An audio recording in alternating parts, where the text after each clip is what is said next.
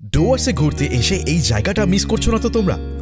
যদি মিস করো তাহলে ডুয়ার্সে পুরো ট্রিপই ইনকমপ্লিট হয়ে যাবে তোমাদের জন্য। ডুয়ার্স ট্রাভেল সিরিজের আজকে দ্বিতীয় দিন। আজকে আমি যাচ্ছি এক অদ্ভুত কিন্তু অসাধারণ জায়গায়, যা সোশ্যাল মিডিয়ায় এখন ভাইরাল সেন্সেশন। এই জায়গাটা শুধু সুন্দর নয়, ভারতের ইতিহাসেও এক নতুন চ্যাপ্টার, কারণ এইটাই দেশের প্রথম লুপ ব্রিজ। জঙ্গলের মাঝে পাহাড়ের কোল ঘেঁষে বাগরাকোটে তৈরি হয়েছে এই নতুন রাস্তা, যা দেখে চোখ আর ক্যামেরা দুটোই আটকে যাবে। চলো আজকে দেখে নেওয়া যাক এই আনইউজুয়াল মাস্টারপিসকে, যার বাঁকে বাঁকে লুকিয়ে আছে প্রকৃতির জাদু, আর সেখানে জড়িয়ে রয়েছে মানুষের নিখুঁত ইঞ্জিনিয়ারিংয়ের ছোঁয়া। আজকের পর্বে আমরা জানবো কি করে এই লুপ ব্রিজে যাওয়া যায়, যেতে খরচাই বা কত, আর এই জায়গার ব্যাপারে খুঁটিনাটি সমস্ত কিছু। তাই দেরি না করে শুরু করা যাক আজকের পর্ব। আমি দীপ, স্বাগতম চাঁদের পাহাড়ে।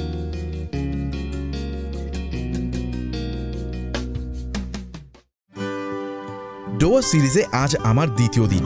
যারা আগের এপিসোডটা এখনো পর্যন্ত দেখোনি তারা ডেফিনেটলি গিয়ে চেক করে নাও, না হলে কিন্তু অনেক কিছু মিস করে যাবে তোমরা।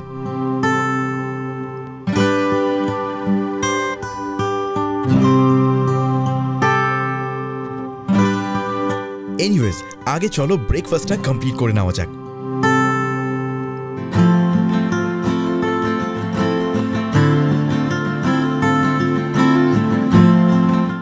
তো সকাল সকাল কিন্তু আমার কাছে আমার ব্রেকফাস্ট চলে এসেছে, আর ব্রেকফাস্ট আজকে খুব সিম্পল। আমি এখান থেকে নিয়ে নিয়েছি হচ্ছে ব্রেড নিয়ে নিয়েছি, আর তার সাথে একটা অমলেট নিয়ে নিয়েছি, আর এটা করেই আমি কিন্তু বেরিয়ে পড়বো। তাড়াতাড়ি করে খাবারটা কমপ্লিট করে নেওয়া যায়। ব্রেকফাস্ট শেষ করে আমাকে কিন্তু বেরিয়ে পড়তে হচ্ছে, কারণ আমি একটা সুন্দর সফরে বেরিয়ে পড়েছি অজানার পথে। আজ কোনো তাড়া নেই, নেই কোনো বাধা, শুধু দু চোখের স্বপ্ন আর একটা পথ, একটা সফর।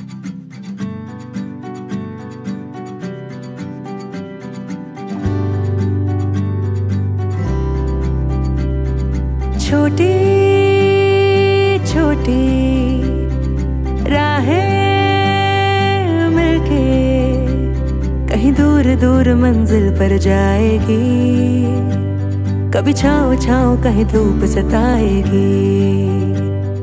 তোমরাই বলো, এই রাস্তাগুলো কি শুধুই পথ, নাকি এদের বুকে লেখা থাকে অজানা গল্প, নিঃশব্দ ভালোবাসা, যেখানে আমি আর আমার স্বপ্ন একসাথে হেঁটে যায়। कभी छाँव छाँव कहीं धूप सताएगी।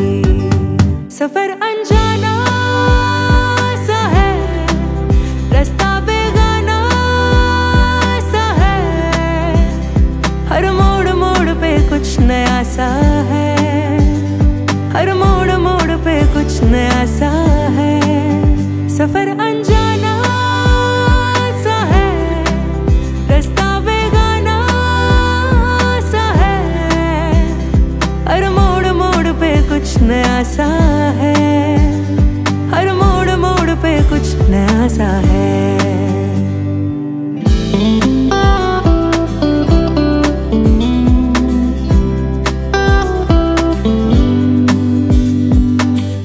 আমি আমার ক্যাব নিয়ে যাচ্ছি, কিন্তু তোমরা শেয়ার ক্যাব পেয়ে যাবে মাত্র 2000 টাকা থেকে।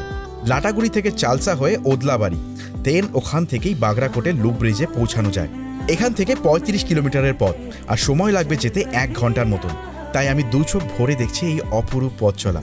না আছে কোনো গন্তব্যের তারা, না আছে কারোর ডাক, শুধু পাহাড়ের কোলে বাঁকে বাঁকে স্বপ্নরা পথ দেখায়, আর প্রকৃতি আপন করে নেয় এই নিস্তব্ধ সফরটাকে।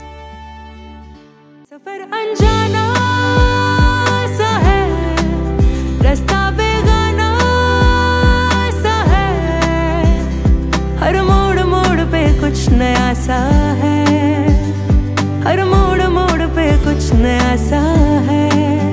सफर अनजाना सा है, रास्ता बेगाना सा है, हर मोड़ मोड़ पे कुछ नया सा है, हर मोड़ मोड़ पे कुछ नया सा है।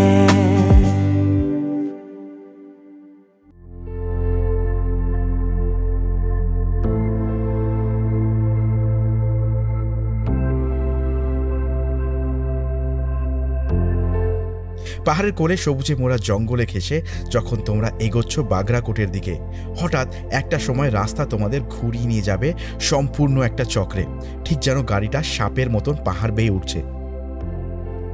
এই জায়গাটার নাম বাঘরাকোটের লুপ ব্রিজ। জলপাইগুড়ির এক শান্ত পাহাড়ি গ্রামে তৈরি হয়েছে ভারতের প্রথম লুপ ব্রিজ, যা দেখতে যতটা সুন্দর ইঞ্জিনিয়ারিংয়ের দিক থেকেও ততটাই বিস্ময়কর। এই ব্রিজটি তৈরি হয়েছে NH 717A রোডের ওপর, বাঘরাকোট থেকে কালিম্পং যাওয়ার পথে। পাহাড়ি ঢালকে সহজ করতে রাস্তার উচ্চতা বাড়াতে তৈরি হয়েছে এই গোল পাক খাওয়া রাস্তা, যাতে সেফভাবে গাড়ি উপরে উঠতে পারে। লুপের ব্যাস প্রায় 100 থেকে 120 মিটার, আর এলিভেশন পার্থক্য 25 মিটারের মতো। পুরোটা ঘুরলে তোমরা বুঝতে পারবে কিভাবে এই রাস্তা 360 ডিগ্রি পাহাড়ের গায়ে গিয়ে মিশেছে। চা বাগান, সবুজ পাহাড়, আর তার মাঝে এই অসাধারণ লুপ ব্রিজ। মনে হবে যেন প্রকৃতি আর মানুষের পরিকল্পনা একসঙ্গে রং তুলির মতন আঁকা এক ছবিতে মিশে গেছে। এই জায়গাটা যেন সোশ্যাল মিডিয়ার এক সেন্সেশন এখন। প্রতিদিন শয়ে শয়ে ভিডিও, রিল আর ড্রোন ব্লগ আসছে এখান থেকে। ইনস্টাগ্রামে এই লুপ ব্রিজকে বলা হয় ডোয়াসের হিডেন ট্রেজার।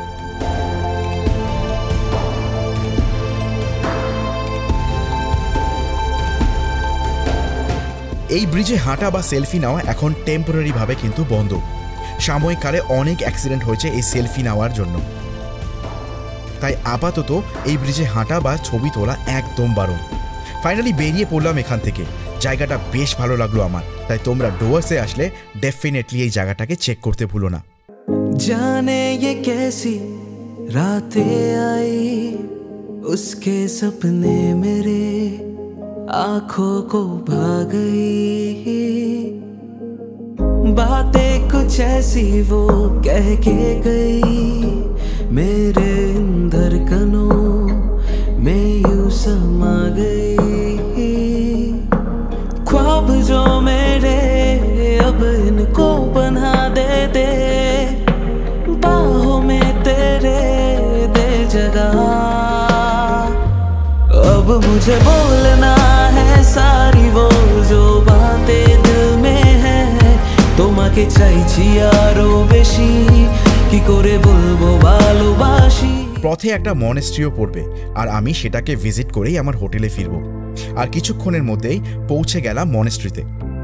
ডোয়াস মানে শুধু জঙ্গল আর চা বাগান নয়, এই সবুজে মোড়া ভূখণ্ডের এক কোণে লুকিয়ে আছে এক অপার শান্তির ঠিকানা, একটা মনেস্ট্রি যেখানে প্রার্থনার ধ্বনি আর পাহাড়ি হাওয়া একসাথে মিশে তৈরি করেছে এক আধ্যাত্মিক পরিবেশ।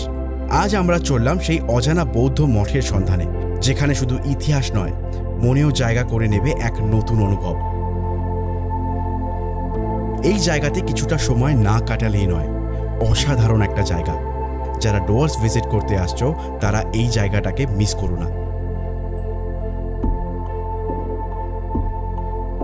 ডোয়াসের বুকে সন্ধে নামার আগেই আমি কিন্তু বেরিয়ে পড়লাম আমার হোটেলের উদ্দেশ্যে। তো সন্ধ্যাবেলায় রিসর্টে ফিরে কিন্তু আমার কাছে চলে এসেছে এখানে গরম গরম চা। একটা সিপ নেওয়া যাক আগে।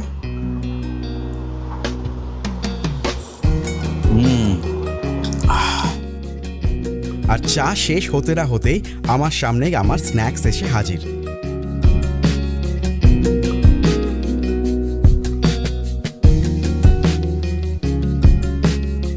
তো সন্ধে হয়ে গেছে, আর সন্ধে মানে কি স্ন্যাক্সের টাইম। আর তোমরা জানো যে আমি কতটা ভোজন রসিক, সুতরাং ডোয়াসে এসেও কিন্তু খাদ্যের যে লোভটা সেটা আমি সামলাতে পারি না। তো আমার কাছে চলে এসেছে কিন্তু এখন গরম গরম চিকেন কম্পাও, যেটা কিনা আমি এখন এখান থেকে খাচ্ছি এবং খেয়ে তোমাদেরকে জানাবো টেস্টটা কেমন। বিশেষ করে রাত্রেবেলার যে টাইমটা, এই টাইমটা কিন্তু তোমাদের খাওয়া দাওয়া করে বা রিসর্টে একটুখানি আড্ডা মেরে ঘুরে এখানকার দাদাদের সাথে কথা বলেই কিন্তু কাটবে এবং দারুণ একটা এক্সপিরিয়েন্স এটা। চলো আর বেশি কথা না বাড়িয়ে এটাকে ট্রাই করা যাক এবং আমি তোমাদেরকে বলছি এটা কেমন লাগছে খেতে আমার।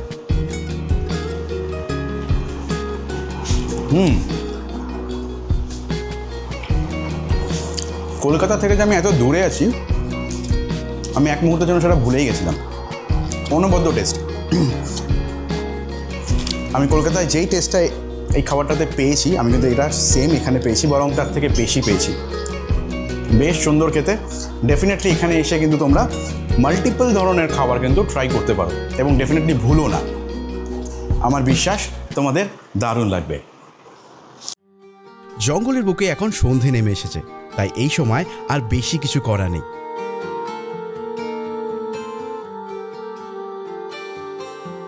আমি তো তোমাদের আগেই বলেছিলাম যে জঙ্গলের বুকে অন্ধকার নেমে আসলে বাইরে বেরোনোটা অতটা সেফ নয়। আর কিছুক্ষণের মধ্যে আমার ডিনার এসে হাজির। আজ ডিনারের মেনুতে কি আছে চলো একবার দেখে নেওয়া যাক। তো এখন রাত কিন্তু অলমোস্ট 10:30 বাজে, আর আমি পেয়ে গেছি আমার আজকের ডিনার। আজকে ডিনারটা আমি খুব সিম্পল রেখেছি। হ্যাঁ, আমার জন্য সিম্পল, কারণ কি আমি আজকে ভাত অর্ডার করেছি এখান থেকে, আর তার সাথে দেখতে পাচ্ছ এতটা মাটন। এটা আমার কাছে খুব সিম্পল খাবার, কারণ কি আমি মাটন খেতে ভীষণ ভালোবাসি। পাহাড়ের গায়ে গায়ে ঘুরে বেড়ানো, আর তার সাথে কিন্তু রাত্রেবেলা এসে এরকম খাবার কিন্তু আমার চাই। এনিওয়েজ, তো আমি এই খাবারগুলো জাস্ট টেস্ট করবো আর তোমাদেরকে বলবো কেমন খেতে, কারণ কালকে সকালে অনেক কটা জায়গায় আমাকে কিন্তু পাড়ি দিতে হবে। প্রথমে চামচটাকে আমি সরিয়ে নিই। এখানকার যে চালগুলো সেগুলো কিন্তু দেখতে পাচ্ছ খুব সুন্দর, লং গ্রেন রাইস, একদম কোয়ান্টিটিও বেশ ভালো। আর ফুড মানে যে প্রাইসটা এখানে না ফুডের, সেটাও কিন্তু মোটামুটি রিজনেবল বলতে পারো। মানে এত দূরে এসছো তোমরা, সেই হিসাবে যদি দেখো তাহলে বেশ রিজনেবল বলেই আমার মনে হয়। তো একটু ভাত এখান থেকে নিয়ে নিচ্ছি ভাত, আর তার সাথে আমাদের সবারই প্রিয় মাটন। আমি একটু মাটন এখান থেকে নেব। 4-5 পিস তো আছেই এখানে মাটন। কচি পাঁঠার মাংস কিন্তু একদম, হ্যাঁ একদম কষিয়ে রান্না করেছে। আমাকে দাদা বলেইছে একদম কষিয়ে রান্না করবে। তো জাস্ট কথা বলতে বলতে জিভতে আমার জল আসছে অ্যাকচুয়ালি। আমি মাটন দেখে নিজেকে আটকাতে পারি না। এনিওয়েজ, তোমাদেরকে কষ্ট দেবো এবার আমি, মানে তোমাদের সামনেই খাবো।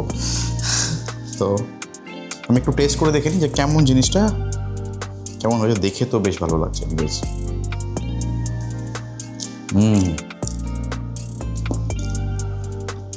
বেশ ভালো, একটু ডিফারেন্ট খেতে। মানে সচরাচর আমি বাড়িতে যেরকম মাটন খাই সেরকম না, এর মধ্যে কালো জিরে ইউজ করা হয়েছে। এটা অন্য ধরনের টেস্ট। এটা কী মাটন বলে আমি এক্স্যাক্ট জানি না, আমি জিজ্ঞাসা করবো ওদেরকে যেটা কী অ্যাকচুয়ালি মানে ইয়েতে বানানো, বাট ডিফারেন্ট খেতে। এটা একটা অন্যরকম টেস্ট, কমপ্লিটলি আলাদা। মানে যদি চোখ বন্ধ করে খেতাম আমি হয়তো বুঝতে পারতাম যে আমি মাটন খাচ্ছি। এনিওয়েজ, আমি এটাকে পুরো কমপ্লিট করি। তাড়াতাড়ি করে আমাকে শুয়ে পড়তে হবে, কারণ কি কালকে আমার সকাল সকাল কিন্তু অনেক কটা নতুন অ্যাক্টিভিটি আমার জন্য ওয়েট করে আছে। চলো, আজকের এপিসোডটা আমি এখানেই শেষ করছি। পরবর্তী পর্বে তোমাদের সাথে আবার দেখা হচ্ছে। ততক্ষণের জন্য সবাই ভালো থেকো, সবাইকে ভালো রেখো, আর গুড বাই ফ্রম টিম চাঁদের পাহাড়।